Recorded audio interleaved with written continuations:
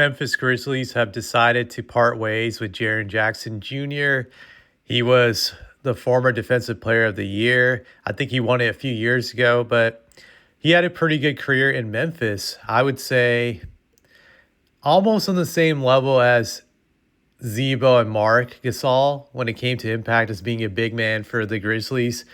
I guess I would put him just a level below them because Zebo and Mark was able to get to the conference finals once, while he was never able to do that. But he had a huge impact on the Grizzlies and definitely one of their top big men in the history of the franchise. I would say I probably would rank Pau Gasol number one, and then it's like Marc Gasol and Zebo is like 2A and 2B, and then him at number three when it comes to impact as bigs going for the Grizzlies. But going back to this trade involved Jaren Jackson Jr., John Conchar, Jock Lawndale, and Vince Williams Jr. that was sent to the Jazz in exchange for Walter Clayton Jr., Kyle Anderson, Taylor Hendricks, Georges Niang, and three draft picks. I think they're first-round picks.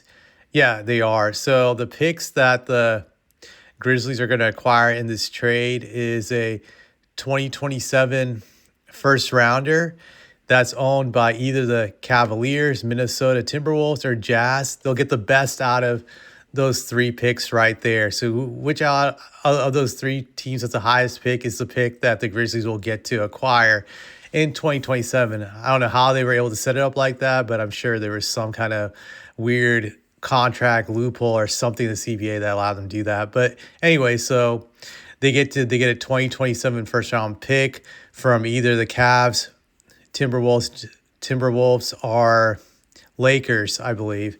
So it's like the best out of those three teams, like the highest pick they're going to get.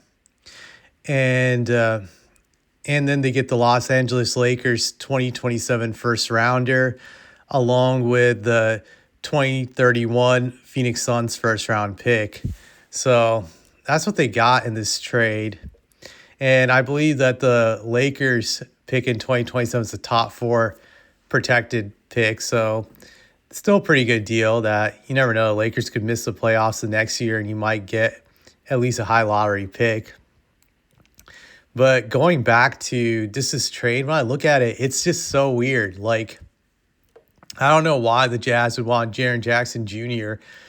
unless they have like future plans to actually go to the playoffs, that they're striving to get to the playoffs very soon.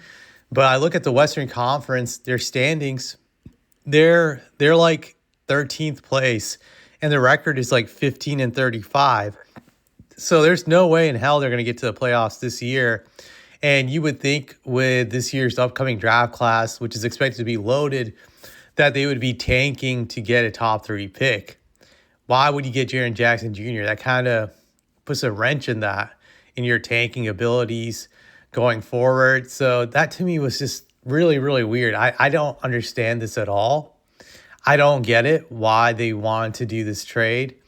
Maybe they're bullish on Jaren Jackson Jr. for next year when they can start off with a fresh, clean slate and try to win a lot more games than what they're doing now. I guess maybe that's their plan, that they're hoping that the pick they get this year is a very high pick, who's a future star, and then you pair that person with Jaren Jackson Jr. and Markkanen, and suddenly they have a playoff team. I guess that may be the rationale with Danny Ainge. Still kind of weird. And then you look at the Grizzlies side of things. They were pretty bad this season also. Not as bad as the Jazz. They were 19-29. Ja Morant has been like MIA pretty much for most of the year. He's hardly played. And this is why I thought this trade was weird in the sense that, okay, if you're going to rebuild, fine. Get the whole entire team. You've given up on Jaren Jackson Jr., then why in the blue hell do you still have Ja Morant on your team? Shouldn't you just get rid of him and rebuild? Like, to me, this seems like a move to not only rebuild, but build a new team around Ja Morant, which I think is stupid. Ja Morant has already proven he cannot be a reliable franchise player. So why are you gonna do this trade in hopes of building around Ja Morant after what he's put you through the last 2 to 3 years. He's been not reliable, not a guy who can be a cornerstone or a rock of a franchise. I just don't get that. I don't understand it.